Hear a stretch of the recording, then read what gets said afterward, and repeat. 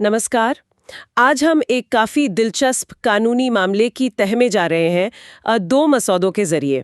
एक है स्थायी निषेधाज्ञा हेतु वाद यानी सूट फॉर परमानेंट इंजंक्शन और दूसरा है अस्थायी निषेधाज्ञा हेतु आवेदन यानी एप्लीकेशन फॉर टेम्पररी इंजंक्शन। नमस्कार। हाँ, ये दस्तावेज हमें दिखाते हैं कि कैसे एक व्यक्ति श्री ओमवीर सिंह अपने किराए की प्रॉपर्टी पर अपने शांतिपूर्ण कब्जे, जिसे हम पीसफुल पोजेशन कहते हैं, उसे बचाने के लिए कोर्ट का दरवाजा खटखटा रहे हैं। और ये बताना जरूरी है कि ये ड्राफ्ट्स हैं, मतलब मसौदे हैं, ये कोई फाइनल जजमेंट या कोर्ट का ऑर्डर नहीं है। बिल्कुल। तो हमारा मकसद है इन ड्राफ्ट्स के जो मेन पॉइंट्स हैं, जो लीगल प्रोसीजर्स फॉलो हुए हैं और जो सिद्धांत, जो प्रिंसिपल्स इस्तेमाल हुए हैं, उनको समझना। खासकर ये कि इंजंक्शन यानी किसी को कुछ करने से रोकने का जो कोर्ट का आदेश होता है वो कैसे मांगा जाता है। हाँ, और उसके लिए क्या साबित करना पड़ता है, क्या आर्ग्यूमेंट्स देने पड़ते हैं, और ये सब सिविल प्रक्रिया संहिता 1908 मतलब सीपीसी के तहत आता है। ठीक है, तो चलिए पहले मुख्य वाद यानी सूट फॉर परमानेंट इंजंक्शन से शुरू करते हैं। इसमें वादी प्लेंटिफ हैं श्री ओमवीर सिंह और प्रतिवादी डिफेंडेंट्स हैं डॉक्टर यू बसु और तपन कुमार। करेक्ट। और इसमें जो मुख्य मांग है, जो प्रेयर में लिखी है, वो यही है कि प्रतिवादियों को स्थायी रूप से परमानेंटली रोका जाए कि वो वादी को जबरदस्ती या गैर कानूनी तरीके से बेदखल न करें। हाँ, ये बिल्कुल कोर रिलीफ है जो मांगा गया है। अब देखते हैं कि वादी ने अपना केस किस बिना पर बनाया है। सबसे पहली और अहम बात है वादी का कब्जा यानी पोजेशन। अच्छा। मसौदे के पैरा 1 के हिसाब से वादी कई सालों से उत्तम नगर दिल्ली में उस प्रॉपर्टी में बतौर किराएदार रह रहे हैं। ये लंबा कब्जा अपने आप में एक महत्वपूर्ण तथ्य है। और कब्जे को साबित करने के लिए कुछ सबूत भी दिए होंगे। हाँ बिल्कुल, पैरा 4 में इसका जिक्र है, जैसे राशन कार्ड, बच्चों के स्कूल के रिकॉर्ड्स या कार्ड्स। ये सब दस्तावेज दिखाए गए हैं जो ये साबित करते हैं कि वो वहीं रह रहे हैं। और पैरा 5 में ये भी लिखा है कि उनका सारा घरेलू सामान उसी मकान में है। अच्छा, मतलब डे टू डे लाइफ के प्रूफ दिए गए हैं। एग्जैक्टली, ये दिखाने के लिए कि उनका कब्जा महज कागजी नहीं बल्कि वास्तविक है, सेटल्ड पोजेशन है। अब दूसरी बात आती है किराएदारी की, टेनेंसी की। हाँ, ये कब्जा किराएदारी के नाते है तो किराया भी तय हुआ होगा। बिल्कुल। पैरा 2 कहता है कि एक किराया तय था 350 रुपए प्रति माह, जो स्वर्गीय मकान मालिक श्री भवानी शंकर शर्मा के समय से दिया जा रहा था। लेकिन इसमें एक पेंच लगता है। पैरा 2 में ही लिखा है कि मकान मालिक ने कभी रसीदें नहीं दी, मांगने पर भी टाल दिया। हाँ, ये कॉमन प्रॉब्लम है कई किराएदारियों में। रसीदों का ना होना वादी के लिए एक मुश्किल खड़ी कर सकता है। लेकिन पैरा 6 में वादी ये कहता है कि उन्होंने अपना किराया हमेशा टाइम पर दिया है और वो अब भी जो कानूनी वारिस, लीगल एयर्स हैं, उन्हें किराया देने को तैयार हैं, बशर्ते उन्हें पता चले कि वारिस हैं कौन। अच्छा, तो वो अपनी तरफ से किराया देने की नीयत दिखा रहे हैं। बिल्कुल, ये उनकी बोनाफाइड इंटेंशन को दिखाता है। और रसीदें ना होने के बावजूद अगर वो बाकी सबूतों से कब्जा और किराएदारी का पैटर्न साबित कर पाएं तो कोर्ट इसे कंसिडर कर सकती है। पैरा 3 में एक और बात लिखी है कि वादी ने मकान मालिक के कहने पे कुछ कंस्ट्रक्शन पर भी खर्च किया था। हाँ, ये एक इंटरेस्टिंग पॉइंट है। वादी का कहना है कि उन्होंने लगभग 35,000 रुपए अपनी जेब से लगाए थे, इस भरोसे पर कि ये किराया या अरियर्स में एडजस्ट हो जाएगा, और इसके सबूत होने का भी दावा है। तो इसका क्या मतलब है कानूनी तौर पर? देखिए, ये दिखाता है कि वादी का उस प्रॉपर्टी से जुड़ाव सिर्फ एक पैसिव किराएदार जैसा नहीं था, उसने उसमें इन्वेस्ट भी किया मकान मालिक के कहने पर। ये उनके कब्जे की लेजिटिमेसी और उनके दावे में एक तरह का नैतिक वजन, एक इक्विटी जोड़ता है। समझ गए। तो फिर ये मामला इतना बिगड़ा कैसे कि कोर्ट तक जाना पड़ा? पैरा 7 और 10 में धमकियों का जिक्र है। हाँ, यहाँ से मामला गंभीर होता है। वादी ने कुछ स्पेसिफिक डेट्स बताई हैं, जैसे 3 मई 2006, 10 मई 2006, 17 मई 2006, जब प्रतिवादियों ने आकर कथित तौर पर उन्हें धमकाया। क्या कहा उन्होंने? आरोप है कि उन्होंने परिसर खाली करने को कहा, वादी का सामान बाहर फेंकने की कोशिश की, झगड़ा किया और यहाँ तक कि स्थानीय गुंडों की मदद से बलपूर्वक बेदखली की धमकी दी। और इसमें पुलिस का भी कुछ रोल बताया गया है? हाँ, पैरा 7 में एक गंभीर आरोप है कि प्रतिवादियों ने ये दावा किया कि पुलिस उनके साथ है, उनके इशारों पर काम करती है। और पैरा 10 में भी पुलिस की मिलीभगत का इशारा है। ये दिखाता है कि वादी को सिर्फ प्रतिवादियों से नहीं बल्कि शायद सिस्टम से भी खतरा महसूस हो रहा था। तो क्या वादी ने पुलिस में शिकायत करने की कोशिश की थी? बिल्कुल। पैरा 8, 9 और 11 में इसका पूरा ब्यौरा है। वादी का कहना है कि वो पुलिस पोस्ट उत्तम नगर गए, शिकायत देनी चाहिए, लेकिन उनकी रिपोर्ट दर्ज नहीं की गई। रिपोर्ट ही नहीं लिखी? हाँ, कथित तौर पर नहीं लिखी। फिर उन्होंने एक लीगल नोटिस भी भेजा पुलिस अधिकारियों को, लेकिन कोई एक्शन नहीं हुआ। उल्टा पैरा 11 में लिखा है कि पुलिस ने उन्हें सलाह दी कि वो कोर्ट जाएं और वहां से आदेश लाएं। तो पुलिस की ये निष्क्रियता या कहें इनएक्शन भी एक वजह बनी कोर्ट आने की? निश्चित रूप से। कानूनी तौर पर यह दिखाना जरूरी होता है कि आपने पहले जो एडमिनिस्ट्रेटिव रेमेडीज थीं, जैसे पुलिस शिकायत, वो करने की कोशिश की, लेकिन वो अप्रभावी रहीं।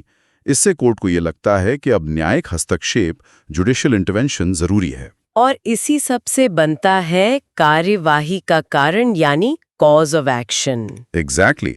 पैरा 13 यही कहता है।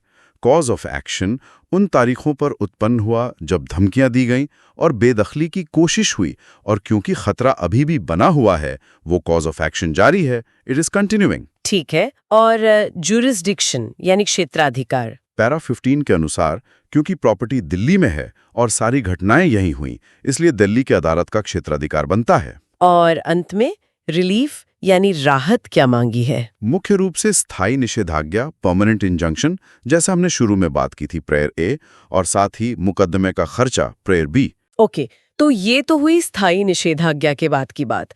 अब आते हैं इसके साथ दायर किए गए दूसरे दस्तावेज पर, एप्लीकेशन फॉर टेम्पररी इंजंक्शन। इसका क्या उद्देश्य है? देखिए, मुख्य मुकदमा यानी सूट तो चलेगा, उसमें समय लगेगा, गवाहियां होंगी, बहस होगी, लेकिन वादी को तो खतरा अभी है, आज है। तो तत्काल सुरक्षा के लिए जब तक मुख्य केस डिसाइड नहीं होता, ये एप्लीकेशन दी जाती है। और ये सीपीसी के किस प्रावधान के तहत है? ये सिविल प्रक्रिया संहिता के ऑर्डर 39, ऑर्डर 39, रूल्स 1 और 2 के तहत फाइल की जाती है। ये स्पेसिफिकली टेम्पररी इंजंक्शन और इंटरलॉक्यूटरी ऑर्डर से डील करते हैं। तो इसमें कोर्ट क्या देखती है?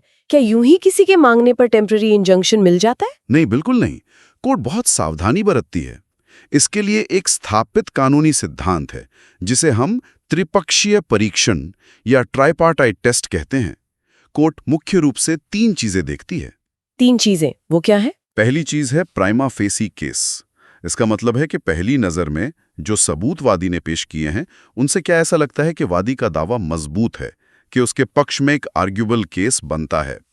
तो इस मामले में वादी का प्राइमा फेसी केस कैसे बन रहा है? आवेदन के पैरा 3 में वादी यही बताता है। उनका लंबे समय से कब्जा, किराएदारी का दावा, भले ही रसीद ना हो, निर्माण पर किया गया खर्च, और सबसे महत्वपूर्ण, प्रतिवादियों द्वारा दी गई कथित धमकियां और अवैध हस्तक्षेप की कोशिशें। ये सब मिलकर एक प्राइमा फेसी केस बनाते हैं कि वादी के पास एक अधिकार है शांतिपूर्ण कब्जे का, और उस अधिकार का उल्लंघन हो रहा है या होने का गंभीर खतरा है। ठीक है, ये हुआ पहला टेस्ट। बाकी 2 क्या है? दूसरा टेस्ट है इर्रिपेरेबल लॉस। वादी को यह दिखाना होता है कि अगर कोर्ट ने तुरंत रोक नहीं लगाई तो उसे ऐसी क्षति होगी, ऐसा नुकसान होगा, जिसकी भरपाई बाद में पैसे से भी नहीं की जा सकेगी। जैसे इस केस में क्या हो सकता है इर्रिपेरेबल लॉस? आवेदन के पैरा 4 में यही समझाया गया है। अगर वादी को बलपूर्वक बेदखल कर दिया जाता है तो वो अपने घर से बेघर हो जाएगा। ये एक ऐसी क्षति है जिसे सिर्फ पैसों से ठीक नहीं किया जा सकता। उसकी पूरी जिंदगी अस्त-व्यस्त हो जाएगी। और अगर वो बेदखल हो गया तो फिर मुख्यवाद स्थायी निषेधाज्ञा का तो वैसे ही निरर्थक यानी इनफ्रक्चुअस हो जाएगा। मतलब जिस चीज के लिए केस किया वो चीज ही नहीं बचेगी। बात तो सही है। और तीसरा टेस्ट?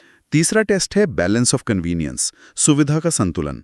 इसमें कोर्ट ये तौलती है कि इंजंक्शन देने या ना देने से किस पक्ष को ज्यादा असुविधा होगी और न्याय के हित में क्या बेहतर है। अच्छा, मतलब कोर्ट एक तरह का पलड़ा देखती है। हाँ, बिल्कुल। आवेदन के पैरा 5 में वादी का तर्क है कि बैलेंस ऑफ कन्वीनियंस उनके पक्ष में है। क्यों? क्योंकि अगर इंजंक्शन दिया जाता है तो वादी को गैर कानूनी तरीके से बेदखल होने से बचाया जा सकेगा। उसे भारी असुविधा और अन्याय से सुरक्षा मिलेगी। और प्रतिवादी को क्या असुविधा होगी? वादी का तर्क है कि प्रतिवादी को सिर्फ एक गैर कानूनी काम करने से रोका जाएगा है। अगर उनका दावा सही है कि वो मालिक हैं और किराया नहीं मिल रहा, तो उसके लिए कानूनी प्रक्रिया है, जैसे किराया नियंत्रण कानून के तहत या सिविल कोर्ट में बेदखली का मुकदमा दायर करना। वो बलपूर्वक कब्जा नहीं ले सकते, तो उन्हें रोकने से उन्हें कोई कानूनी असुविधा नहीं हो रही, बल्कि उन्हें कानून का पालन करने को कहा जा रहा है। ये तीनों टेस्ट काफी लॉजिकल लगते हैं। Prima fascia case, irreparable loss और बैलेंस ऑफ कन्वीनियंस। हाँ, ये किसी भी टेम्पररी इंजंक्शन एप्लीकेशन की रीड होते हैं। कोर्ट को इन तीनों पर संतुष्ट होना जरूरी है, तभी वो टेम्पररी इंजंक्शन देती है। तो इस एप्लीकेशन में वादी ने कोर्ट से एकदम तुरंत क्या राहत मांगी है? एप्लीकेशन की प्रेयर देखिए, उसमें ex parte ad interim injunction मांगा गया है। एक्स पार्टी एड इंटरिम, इसका क्या मतलब है? एक्स पार्टे मतलब एक पक्षीय, यानी बिना दूसरे पक्ष प्रतिवादी को सुने ही। एडेंट्रीम मतलब अंतरिम या तात्कालिक। तो इसका मतलब हुआ कि वादी कोर्ट से गुहार लगा रहा है कि मामला इतना अर्जेंट है, खतरा इतना इमिनेंट है कि आप प्रतिवादी को नोटिस देकर जवाब तलब करने का इंतजार न करें, बल्कि फौरन आज ही एक आदेश जारी कर दें कि वो कोई हस्तक्षेप या बेदखली ना करें। और ये आदेश कब तक लागू रहता है? ये आमतौर पर बहुत छोटी अवधि के लिए होता है, जैसे अगली सुनवाई तक। कोर्ट तुरंत प्रतिवादी को नोटिस जारी करती है, उन्हें अपना पक्ष रखने का मौका देती है और फिर दोनों पक्षों को सुनने के बाद या तो उस एक्स पार्टी ऑर्डर को कंफर्म करती है या वेकेट रद्द करती है या मॉडिफाई करती है। समझ गई। तो ये एक तरह की इमरजेंसी रेमेडी है। बिल्कुल, जब खतरा बिल्कुल सर पर हो। तो इन दोनों दस्तावेजों, वाद और आवेदन को देखकर हम क्या समझ सकते हैं, एक निचोड़ क्या निकलता है? देखिए, ये मसौदे दिखाते हैं कि कैसे कानूनी लड़ाई में तथ्यों को सावधानी से पेश करना होता है। हर दावे के पीछे कोई ना कोई आधार, कोई सबूत या उसका वादा होना चाहिए। जैसे कब्जे के लिए दस्तावेज, धमकियों के लिए तारीखें, पुलिस में शिकायत की कोशिशें। हाँ, और कानूनी सिद्धांतों का सही इस्तेमाल भी। जैसे टेम्पररी इंजंक्शन के लिए वो तीनों टेस्ट कितने जरूरी हैं। बिल्कुल, prima facie case, irreparable loss, balance of convenience, ये सिर्फ शब्द नहीं है, इनके पीछे पूरा एक लीगल फ्रेमवर्क है। और ये भी साफ दिखता है कि जब प्रशासन, जैसे इस मामले में कथित तौर पर पुलिस, अपनी जिम्मेदारी निभाने में विफल रहता है या निष्क्रिय हो जाता है, तो नागरिकों के पास न्याय के लिए अदालत का दरवाजा खटखटाने के सिवा कोई चारा नहीं बचता। ये बात तो है। और ये पूरा मामला दस्तावेजीकरण, डॉक्यूमेंटेशन की अहमियत पर भी रोशनी डालता है। हाँ, खासकर ऐसी स्थितियों में जहां किराए की रसीदें जैसी बुनियादी चीजें भी मौजूद नहीं हैं, तब दूसरे दस्तावेज और परिस्थितिजन्य साक्ष्य, सर्कमस्टेंशियल एविडेंस, बहुत महत्वपूर्ण हो जाते हैं। और एक सवाल ये मसौदा हमारे सोचने के लिए छोड़ जाता है।